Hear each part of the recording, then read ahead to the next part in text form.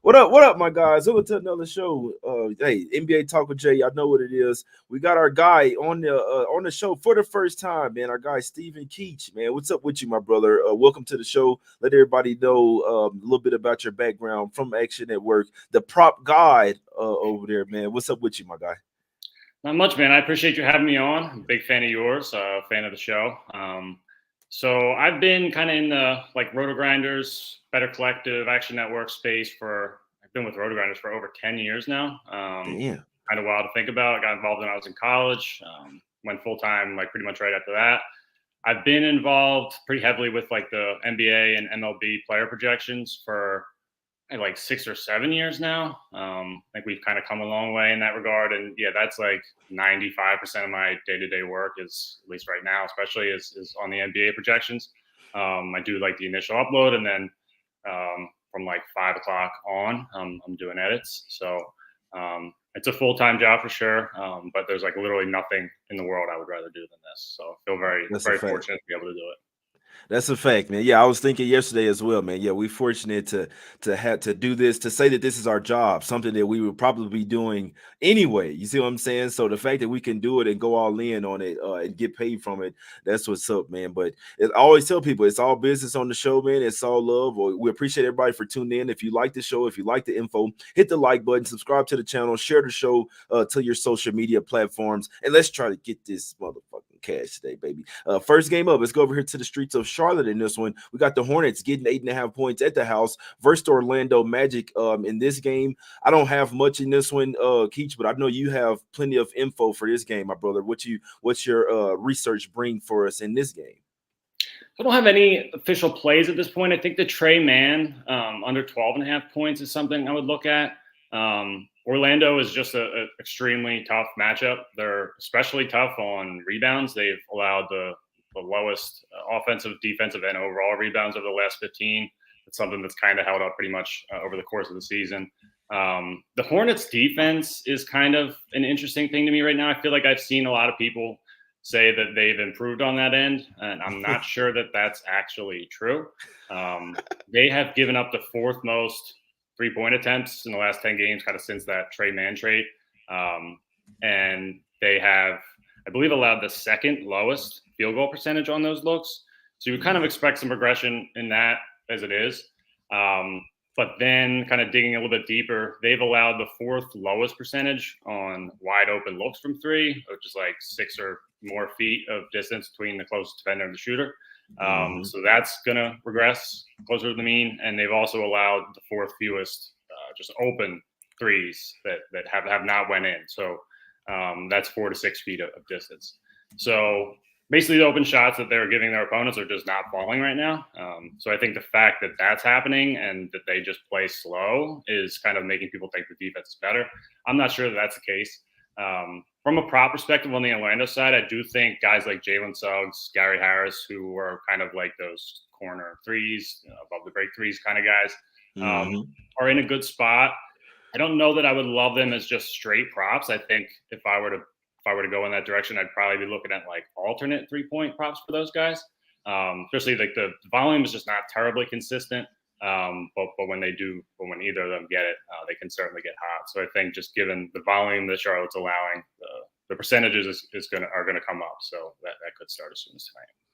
Yeah, so the Hornets, it's one of those honeymoon phases. When they made the trade for Grant Williams and the guys, they were hot at first, and then it's almost like, hold on, guys, we're tanking here. We don't want to win too many games, and then now you kind of see them lose 4 straight and kind of get back. They have covered the last 2 versus the Sixers and the Raptors, but the Hornets aren't really going anywhere. The defense did get a lot better at first, but it's just one of those things that's going to fall off the cliff after a while, and that's exactly what happened. So definitely couldn't talk you off looking at some Jalen Suggs type of threes in this one, and the Hornets don't have a ton of size down low. Banchero could probably do whatever he wants in this game, but yeah, I don't have anything on this game in this one, Keech. Let's get over here to the streets of Cleveland in this one. We got the Cavs getting 8 points at the house versus the Boston Celtics. We know the Celtics shoot up a ton of threes, man. This team has been absolutely balling. This is a really great team here. They just smacked the fucking Warriors by 52 points. Total sitting at 215 in this one, my guy. How do you like any props in this particular game? I think it's going to be interesting. So Boston, they do allow a lot of 3-point attempts, third most on the season. They do allow the third lowest percentage on those looks. So, there's that. They defend it pretty well, although they do give up a bunch of volume. The one interesting thing about them, I think that kind of especially impacts a guy like Sam Merrill, is Boston is generally pretty good at defending catch and shoot threes. Their struggle tends to be against above the break threes.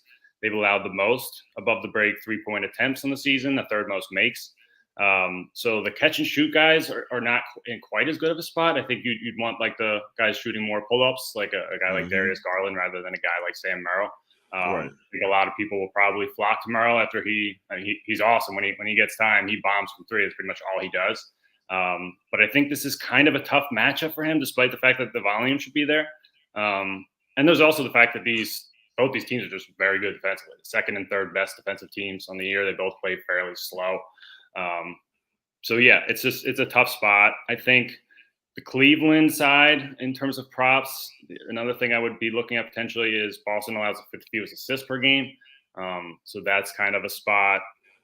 Garland has obviously seen a pretty noticeable uptick in assists without Mitchell on, but that could be a spot that I'm looking at, especially if that number were to come up at all throughout the day. So yeah, it's kind of a tough one for props. Just two very good defenses. I feel like I'd be more prone to look at an under than an over here. Yeah, that's a fact. The total open up at 219, come down to 215. If I'm looking at some on the Cavs side, you got to look at Darius Garland. He's been cooking, especially without Donovan Mitchell over there as well. Garland's been absolutely going crazy. And the Celtics, I mean, you never know which one of those guys is going to be their night. Tatum, sometimes he's kind of been trying to build his MVP portfolio, but obviously you got Jaylen Brown that's taken plenty of points from him. But Tatum's been going over his rebounds lately. He's been going over his assists as well. But y'all know me, I'm not the prop guy. I like to look at sides. And as far as size perspective, I could only look towards the Celtics here. The Cavs can be feisty. They are coming off of a game where they let Josh Hart go bonkers versus them. Celtics, you could kind of argue that they have a look ahead versus the Nuggets in their next game. But there's no way that I'm even thinking about going against them, even though obviously they're not going to cover every game for the rest of the season. I just don't feel comfortable. It's one of those teams like the game that we're going to talk about in a few games. I don't feel comfortable fading the Boston Celtics in this one, man. But let's get over here to the next game. My play of the day in this one. Let's go over to the streets of Toronto in this one. Pelicans laying 9.5 points on the road versus the Toronto Raptors in this one. Line actually opened up at 7.5 for the Pelicans here. It's been bought up to 9.5, and I agree with the way that it's moving. The last time these two faced off, the Pelicans smacked these guys 138-100. That was in New Orleans. I believe that was February 5th as well. The Pelicans just absolutely went out there and smoked them, man. Held the Raptors to 100 points, and I can see the same thing happening again. The only play that I've made today is the Raptors team total under 110.5. Gave it out last night on the night show as well. They're averaging 103.5 points per game in their last 12 games versus top 15 defenses. So anybody with a defensive pulse is holding the Raptors under 110.5. They obviously got held to 100 for the Pelicans as well. And I expect them to really struggle to score for the rest of the season. And check this out. Scotty Barnes, he's the only player to lead his team in stats this year. And he's first in points, rebounds, assists, blocks, and steals, my guys. So they're really going to miss Scotty Barnes out there. If you have to take 109.5, I still like that as well. But my money is on 110 under 110.5. Toronto Raptors team total here. Keech, what do you like in this game? I like that play a lot. I think the Raptors are going to struggle to deal with the Pelican size, especially with this group. Assuming they have the same lineup as they did, minus Podol, obviously. You'd imagine that Agbaji starts again, Olynyk starts for Podol, and Barrett essentially starts at the 4. So it's going to be a pretty small group. I think they will really struggle with Zion. I think that's probably a guy I'd like on the offensive side. I do think it's interesting that the Pelicans have allowed the second most 3-point attempts on the season. So I feel like on the Toronto side, guys like Gary Trent, quickly, the guy like Grady Dick, I think is kind of interesting in this spot. They do defend it pretty well. Second lowest 3-point percentage allowed, but that has come down a little bit over the last 10. They've been giving up just more open looks.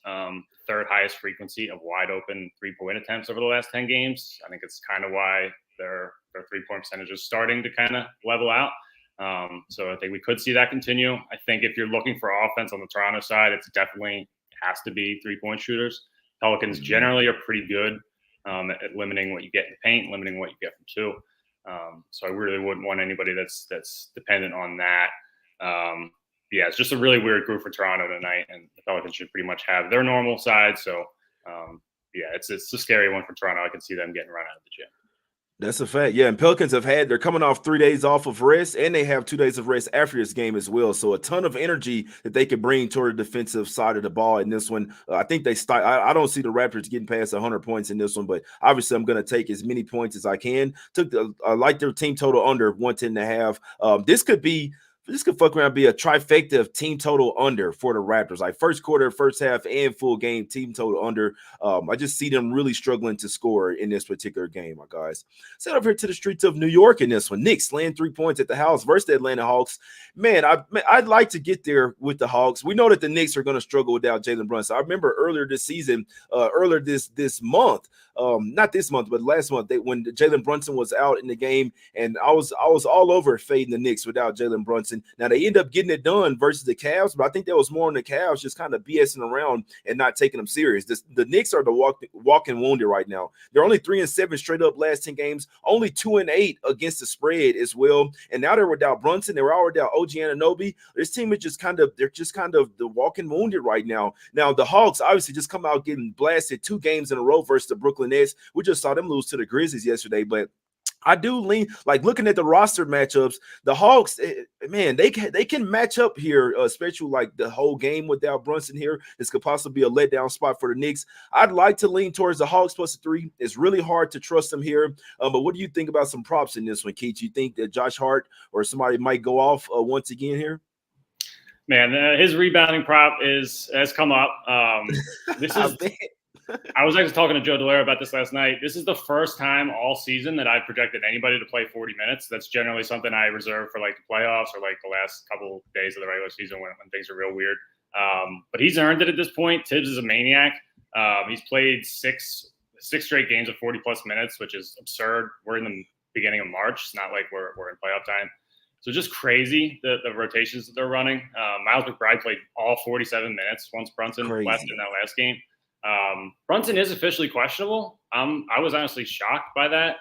I don't think he plays given where the rest of the props are. It certainly seems like they're leaning toward him sitting, which makes sense.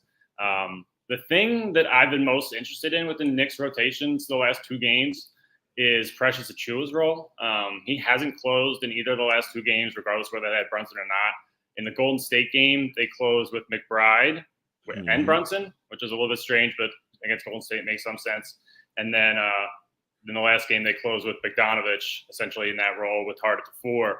I think it's mainly just to try to get more offense. Precious is like pretty much a net negative on offense. He can't really do much. So I believe his points and rebounds are still at 19.5 right now at FanDuel. I think that's too high. I have him projected kind of in a little bit of medium range where he plays part of the fourth quarter, but not all of it. And I'm still showing a pretty decent amount of value on this number. So I think the under 9.5 points is okay. I think the under 8.5 rebounds is okay. And I think the under on the points and rebounds, which I think are the only numbers that are available. And I think it's just FanDuel right now. So that's my favorite one in this one so far. I like it. Yeah, I could definitely see Precious Achiuwa not playing as many minutes in this one, especially with how they're going like guard heavy lineups as well. I know you guys have been cashing with Jericho Sims under his points as well. My guy is, first of all, he's not a great free throw shooter, and the only way he's going to score is if he's getting a lob dunk. Like that's literally the only way that he scores points out there. So I've seen you guys been cashing with that one. Yeah, the one thing that does concern me, I did notice the Hawks allow the most field goal attempts per game in the restricted area, which is the only place he shoots. So that is a little bit nerve wracking. I think the lobs could be there a little more than usual. But yeah, I doubt we even get a Sims prop with Tardenstein now. But if he does, keep an eye out. I may be playing it under.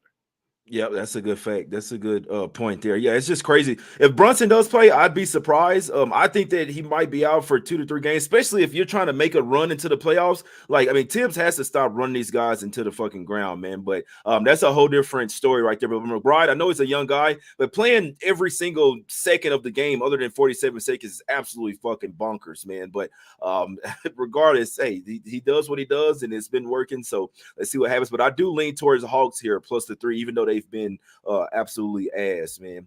Let's go over to the streets of Miami in this one. Heat laying 11.5 points at the house versus the Detroit Pistons in this one. Obviously, the Heat have been balling. They didn't ball last game versus the Utah Jazz, though. They let the Jazz – I mean, I was watching that game. The Jazz were doing whatever the hell they wanted to, and they probably could have beat the Heat outright. And those just are type of games that make me wonder about the Heat, man. Obviously, they're 8-2 straight up in their last 10 games, 8-2 against the spread as well, depending on what line you got versus the Denver Nuggets in that one. But games like that versus the Jazz just make me wonder about them. Now, the Pistons, I said it last night, man, this guy Evan Fournier, like the fact that he's playing all these minutes has me really scared to back the Pistons. I'm sorry, like I would be backing them if they played everybody other than Evan Fournier. Like you can't be playing this guy more than 15, 20 minutes in the NBA game. I'm sorry, man. There's a reason why the Knicks never played him. He's a bottom of a bench type of player, 11, 12 guy. Maybe if everybody's injured, you only have 8 players available. That's when you play Evan Fournier. But when you have actual bodies over there, that's like literally putting out a tanking roster. So I do lean toward the Pistons here plus the points.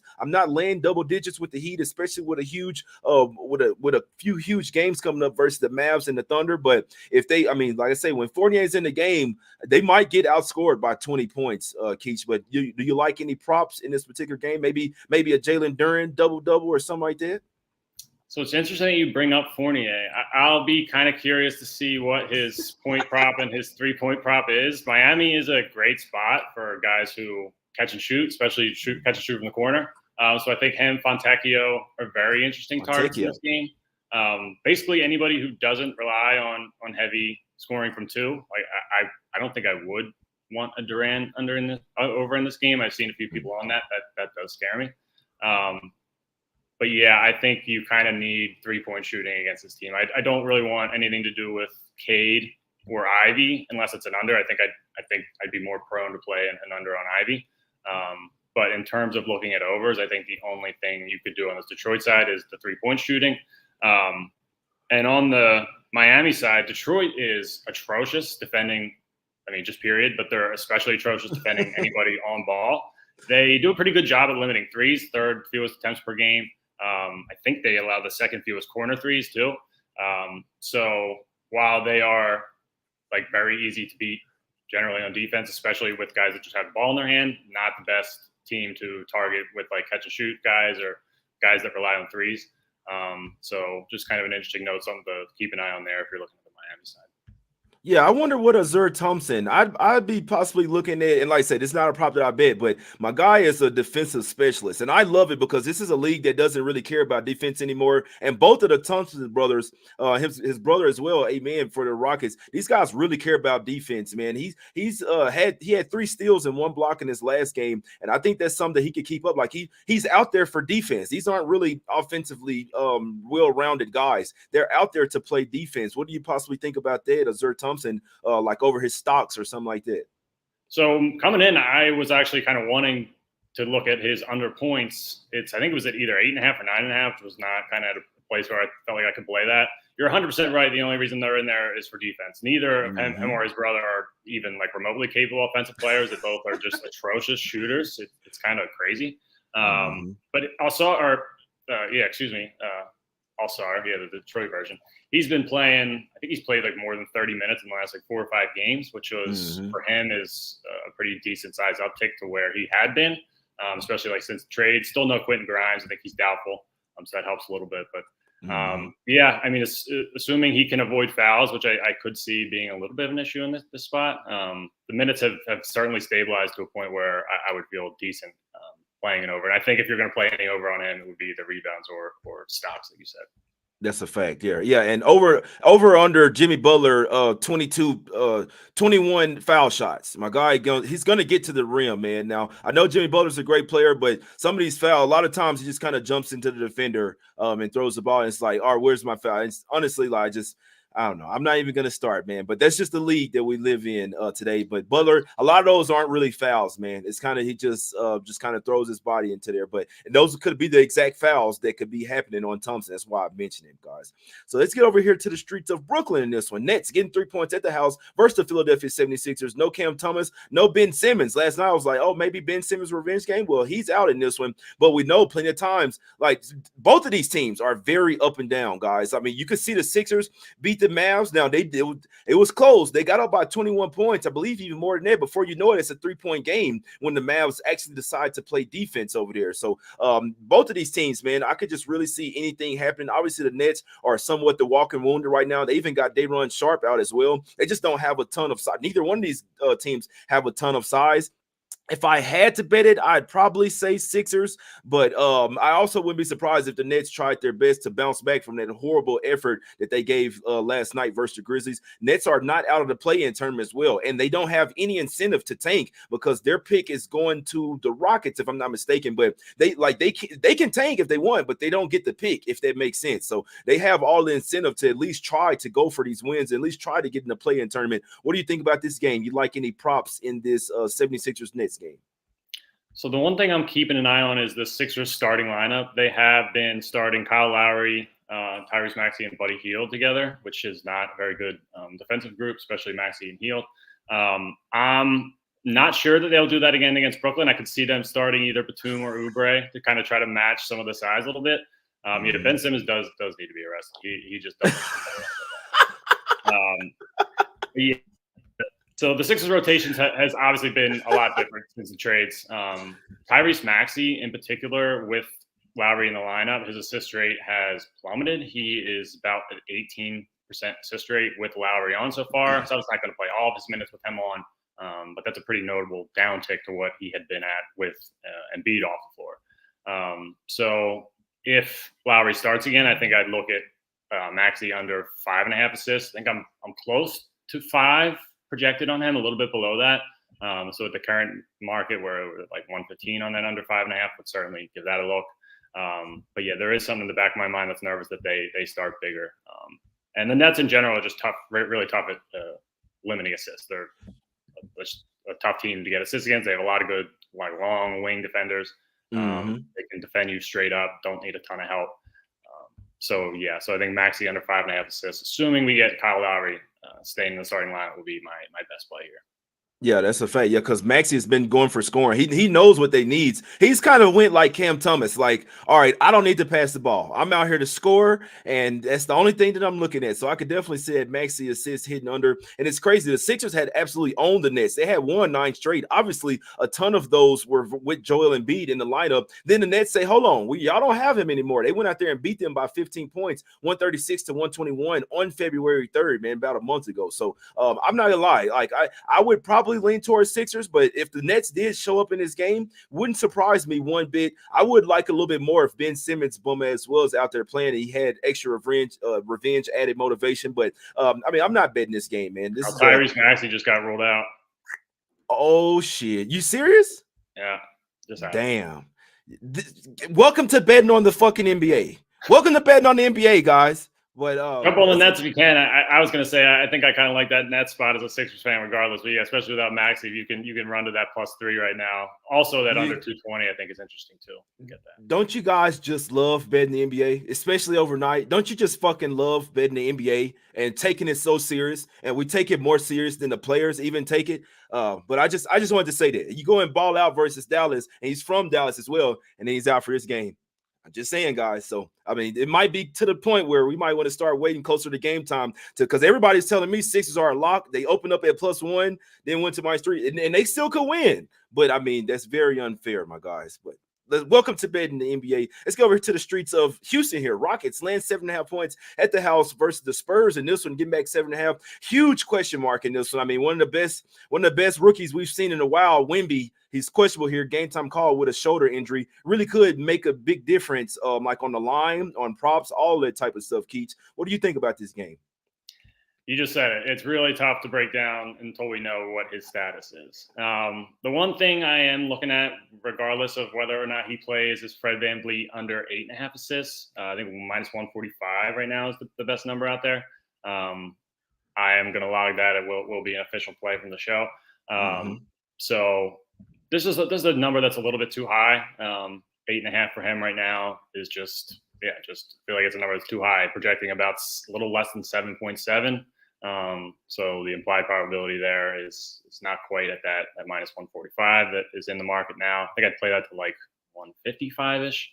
Alperen Sengun is another one. The points and rebounds under is something, at least on the projection side, is popping before me right now.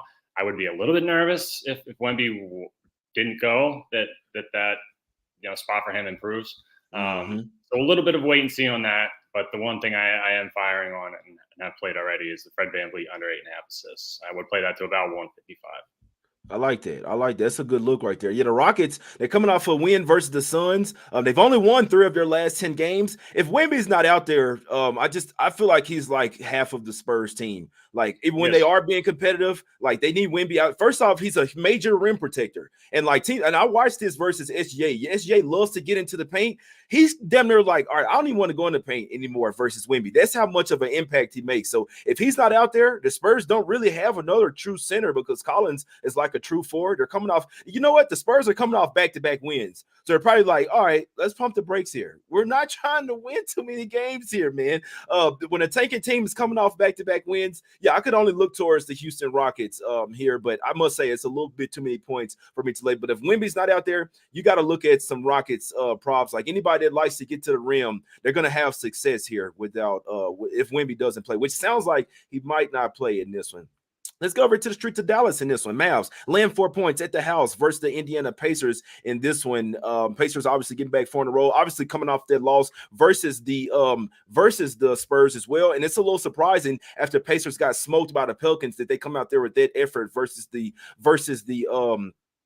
Spurs, but you just wonder when they're going to bounce back. The Mavs have hit a wall. It's the same thing with the Hornets, the team that made the trade. The Mavs rattled off 7 straight wins since they're 1-4 straight up against the spread, 1-3 against the spread as well. Just not really sure what you're going to get from either one of these teams. Rick Carlisle coming back to Dallas. I'd like to lean towards the Pacers here, but I didn't get there, especially with Halliburton struggling the way he is, Keech. How do you like this guy? I know the total has come down from 248 to like 247 as well. Yeah, my favorite prop from this entire slate so far is in this game. It's PJ Washington under 15.5 points and assists. The Pacers are just like an absolutely fascinating team to break down from a matchup perspective. They obviously allow a ton of points. They play very fast, but they will do a really good job at limiting certain things. They allow the fewest 3-point attempts in the NBA. They're the only team that has allowed less than 30 a game, which is a pretty crazy mark. They have allowed the 8th highest 3-point percentage, so they're not like the best at defending the looks that they do give up. But a lot of that just limiting 3-point attempts is just how they play defense. What their philosophy is, they don't help. They'll generally just try to play you straight up, which generally leads to less, passers to catch and shoot guys, less of those opportunities for assists. Speaking of assists, they are generally just good at limiting those as well. 6th fewest assists on the season.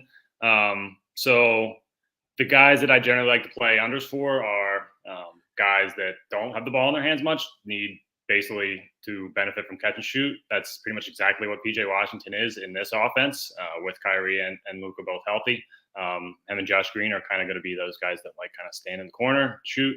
The one weird thing I did notice the last time these teams played, which was pretty recent, Josh Green led the Mavericks in passes made, which I don't think has probably happened in any game at this point this year. Luka was not too far behind, but just relative to where he is in terms of number of passes made in a game was well lower. As was Kyrie. I don't think he even made 30 passes, which for him is really low. Kyrie only had 4 potential assists in that game. I believe he only turned those into 2. The under 4.5 assists for Kyrie is something that is appealing to me. I've kind of been a little bit on the fence with it. Kind of trying to play around with some different things with projections to see if I can find a way to get a little bit higher and maybe not play it. But the thing I like for sure is PJ Washington under 15.5 points and assists. Just a really tough spot for him to get volume, I think. And his assist rate has been like 4%, I think, since he's joined Dallas, which makes a ton of sense given that Luke and Kyrie are there. So yeah, PJ Washington under 15.5 assists, points and assists by far my favorite. And PJ Washington's kind of hit a wall here, man. My guy, I saw him airball two. I'm talking about. I had to rewind it to see how bad he airballed it. I was watching a game. He missed the goal by like 2 feet each time, man. It's just absolutely. As a professional basketball player, I would just stop fucking shooting, man. But obviously, we know that he's going through transition. He's probably still living out of a hotel over there as well. So it's just a really tough game. But Luka over under 30 points given up on defense for Luka over there. You see what I'm saying? But he is questionable with an ankle. His ankle, like he even tweaked it last game as well. So this is one that might be an actual injury. Like if Luka doesn't play, it wouldn't surprise me. He had kinesio tape on his ankle. He rolled it again, stayed in the game. You could just see this guy absolute laboring getting up the floor. Now you could say that that's an excuse for not playing defense, but he doesn't play defense even with a regular ankle. But obviously, like we saw Kyle Lowry blow past this guy multiple times in the last game, but he can still get rebounds and score. But on the defensive end or just getting up and down the floor, it's like halfway between arguing with the refs and then the other half just like not really caring about playing defense over there. So be interesting to see if Luka plays, but he's playing on a bum ankle right now for sure, my guys. That's something that I know for sure. So be interesting to see if he even plays in this game. And this is not the team that you want to be having a bum ankle and not getting up and down the floor with, because the Pacers are going to make your ass run in this one. That's why I do lean towards the Pacers plus the 4. And they already showed that they could beat this team 133 to 111 as well. And they basically just ran them out of the gym. If you're not going to play defense versus the Pacers, they're going to punish your ass. I lean Pacers here plus the 4, guys. Last game up. Let's go over here to the streets of Denver in this one. Nuggets land 9. I think it's even up to 9.5 now. Yeah, 9.5 versus the Phoenix Suns. We know that Devin Booker's out for a while. Royce O'Neal, Bradley Beal, KD didn't show up last game in the fourth quarter. It's just I don't know what to do with this Suns team right now, man. The Nuggets are balling right now. They're playing their best basketball of the season. They do have the Celtics on deck, but they're at the house, full squad here. What do you think in this game here? Do we just take Jokic triple double and go to sleep here, Keech? Jokic is in a great spot. I am curious to see if Nurkic plays or not. He is questionable. Mm-hmm. But yeah, this is a tough one for me. I don't imagine I'll have much here. I would think that Bradley Beal probably deals with KCP, and Durant deals with Gordon. Yeah, I think the Jokic, the statistical overs in general, I think the assist is probably the thing I would like the best. But yeah, I think Jokic triple-double is certainly in play.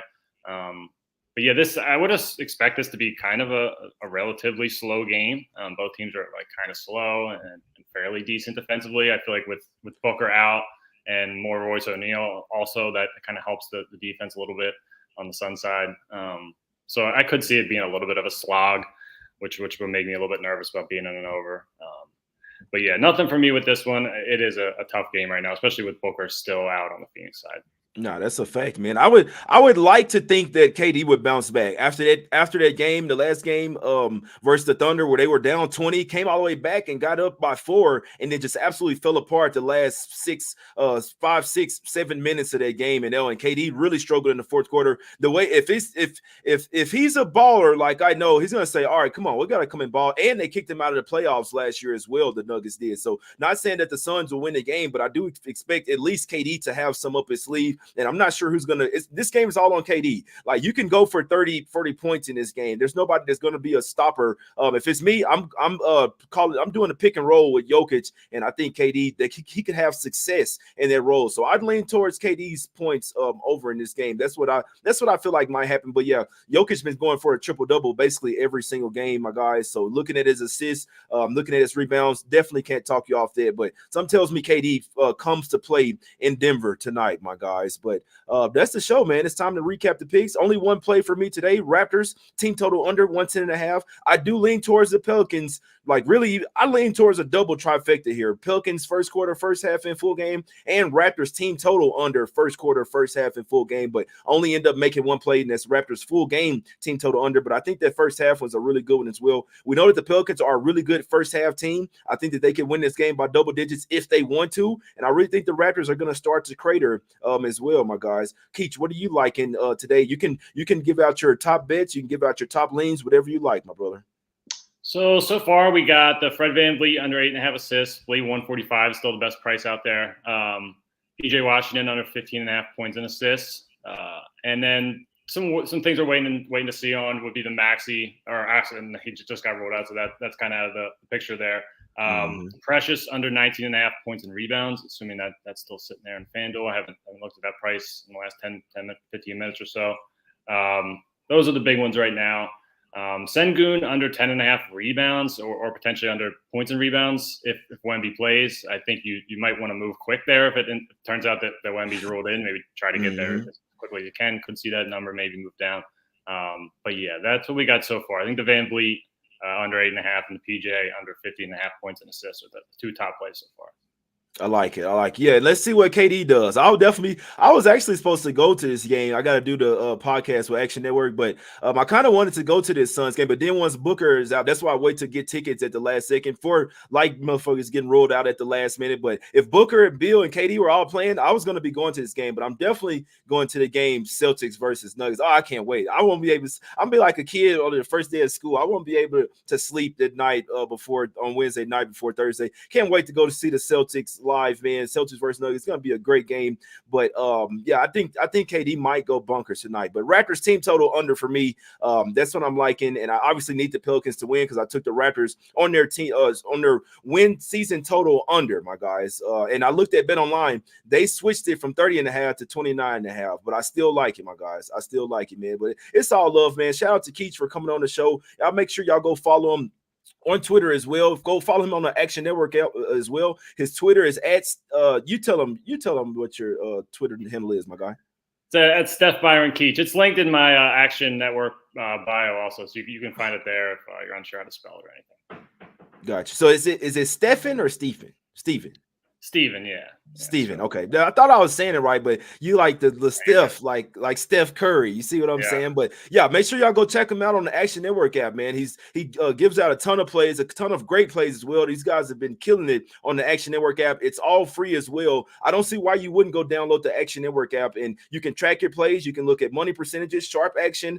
You can look at prop projections, all type of shit, man. But you can see my guys posting his picks as well over there. All type of good stuff. Go download the Action Network right now. We will win. We appreciate y'all for tuning in. It's all love. We hope everybody has a great day. Good luck with all your bets. Let's get this motherfucking cash, baby. We out. Let's go. Be back tomorrow, 1 p.m. Eastern.